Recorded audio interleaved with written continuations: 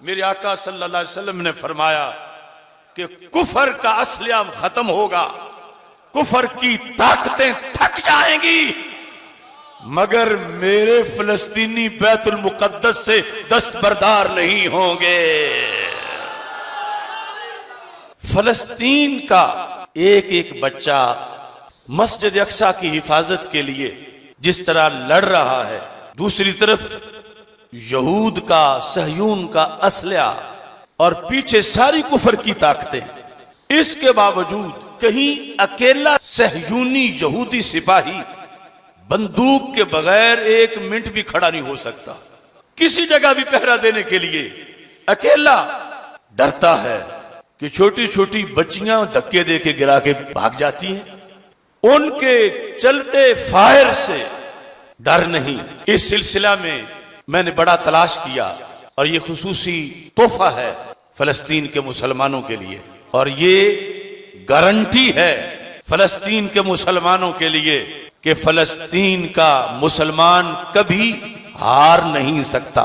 ये इल्मे गैब है रसूल अकरम सल्लल्लाहु अलैहि वसल्लम का, और यही वो जज्बा है कि जिसके पेश नजर बैतुल मुकद्दस की फिजाओं में लब्बैक या रसूल अल्लाह सल्लल्लाहु अलैहि वसल्लम की सदाएं बुलंद हो रही हैं। ये मुस्नद अबी याला है, जिल्द नंबर 5, मुस्नद अबी याला, हदीस नंबर 6386 नंबर है।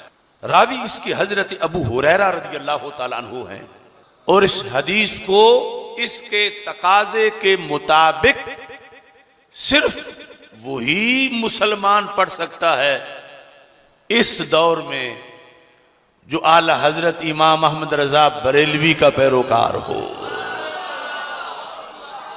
जिनका यह नजरिया हो कि अल्लाह के रसूल अलैहि सलाम को माज़ला दीवार के पीछे का पता नहीं, कल की खबर नहीं।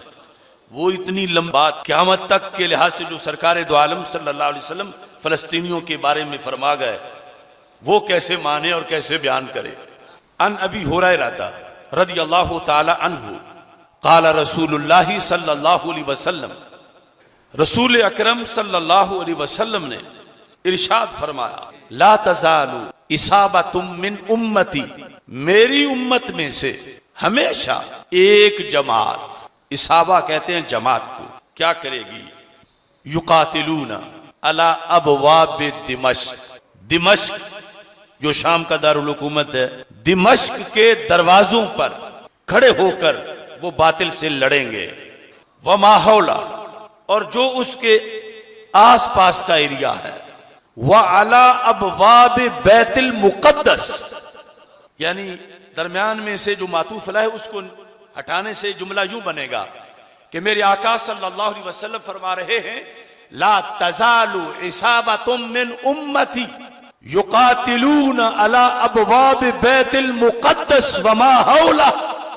हमेशा मेरी उम्मत की एक जमात बैतुल मुकद्दस और उसके इर्द गिर्द, बैतुल मुकद्दस के दरवाजों पर और जो उसके इर्द गिर्द एरिया है, हमेशा मेरी एक उम्मत बरसरे पैकार रहेगी।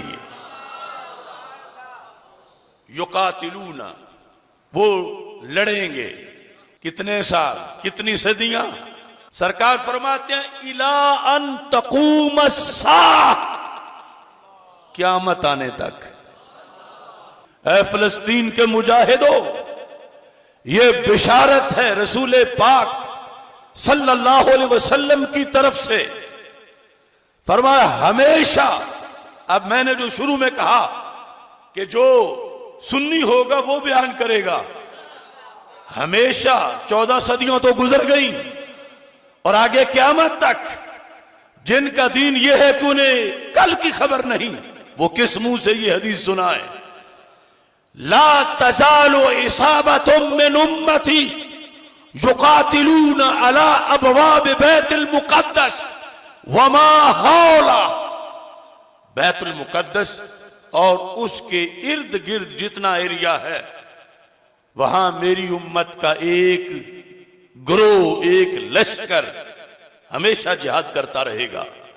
यानी किताल बिस्सैफ, या जो भी जिस जमाने का असला होगा, आगे ये है असल वजह फलस्तीनियों के हौसले की, और ये सदाकत है मेरे आका अलैहिस्सलाम के इल्मे गैब की, और ये खुतबा है खत्म नबूवत का।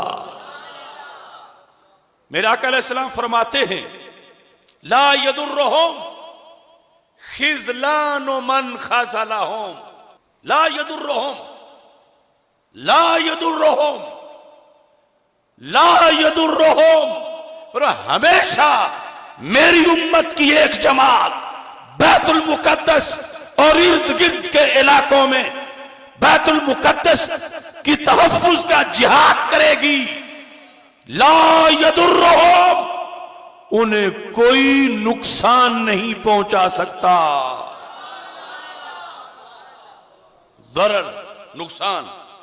ला यदुर्रहुम खिज़लानु मन खज़लहुम, जो उन्हें रुस्वा करने के लिए उन पे बमबारी करेगा, उन्हें रुस्वा करने की नीयत से उनके मकान कराएगा, रुस्वा करने की नीयत से उन पे गोलियां चलाएगा।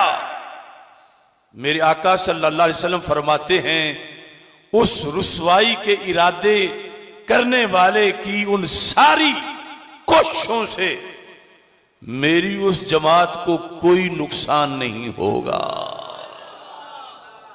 अब इस पर नुकसान ना होना, इसका मतलब क्या है? ये नहीं कि वो शहीद नहीं होंगे, ये नहीं कि जब मिसाइल लगे तो उनके मकान नहीं गिरेंगे, ये मतलब नहीं कि उनके जनाजे नहीं उठेंगे। ला यदुर्रहुम खिज़लानु मन खज़लहुम ज़ाहिरीन अलल हक़।